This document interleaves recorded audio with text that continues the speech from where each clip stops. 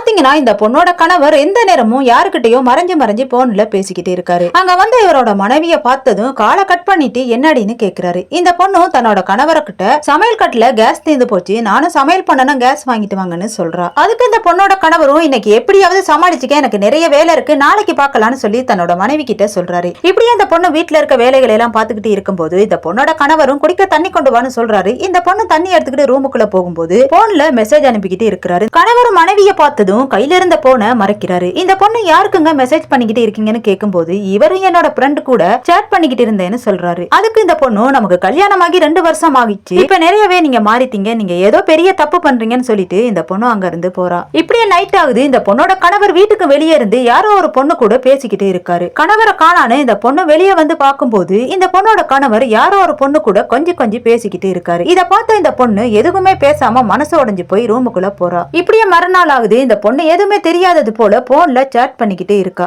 இந்த பொண்ணோட கணவரும் சந்தேக பார்வையோட மனைவிய பார்த்து யாரு கூட சேட் பண்ணிக்கிட்டு இருக்குன்னு கேட்கும்போது இந்த பொண்ணு என்னோட ஃப்ரெண்ட் கூடன்னு சொல்றா. இப்படியே இவரும் தன்னோட மனைவிய பாக்குற நேரமெல்லாம் யாரு கூடவோ போன்ல பேசிக்கிட்டு இருக்கா. இப்படியே 2 நாளைக்கு அப்புறமா இன்னைக்கு எப்படியாவது என்னோட மனைவி யாரு கூட பேசிக்கிட்டு இருக்கான்னு கையும் களவுமா பிடிக்கணும்னு சொல்லி பாத்துக்கிட்டு இருக்கும்போது இந்த பொண்ணு போன்ல பேசிட்டு போன ரூம்ல வச்சுட்டு இந்த பொண்ணு சமையல் கட்டுக்கு போறா. அந்த பொண்ணு போனதுக்கு அப்புறமா ரூம்ல வந்த கணவரும் தன்னோட மனைவி மேல சந்தேகப்பட்டு அந்த போன் எடுத்து செக் பண்ணி பாக்குறாரு. அந்த பொண்ணு கடைசியா பேசின அந்த நம்பருக்கு இவர் கால் பண்றாரு. லைன்ல வந்தது இந்த பொண்ணோட தங்கச்சி. இவரும் பேசிட்டு காலை கட் பண்றாரு. சமையல் கட்டுல இருந்து ரூமுக்குள்ள வந்த இந்த பொண்ணு கணவரை பார்த்து, என்ன நான் யாரு கூட பேசினேன்னு கண்டுபிடிச்சிட்டியா? உன்ன போல குறுக்கு புத்தி எனக்கு கிடையாது. நான் இத்தனை நாளா என்னோட தங்கச்சி கூட தான் நான் போன்ல பேசிக்கிட்டு இருந்தேன். ஆனா நீ இத்தனை நாளா இன்னொரு பொண்ணு கூட கொஞ்சம் பேசிக்கிட்டு இருந்த எல்லாத்தையுமே நான் பார்த்துட்டேன். போன்ல பேசினத பார்த்ததுமே என்னோட போன் எடுத்து செக் பண்ற அளவுக்கு வந்துட்ட. அப்ப நீ எனக்கு துரோகம் பண்ணிட்டு இன்னைக்கு கூட பேசும்போது என்னோட மனம் என்ன பாடுபட்டிருக்குன்னு சொல்லிட்டு இந்த பொண்ணு அங்க இருந்து வெளியே போறா.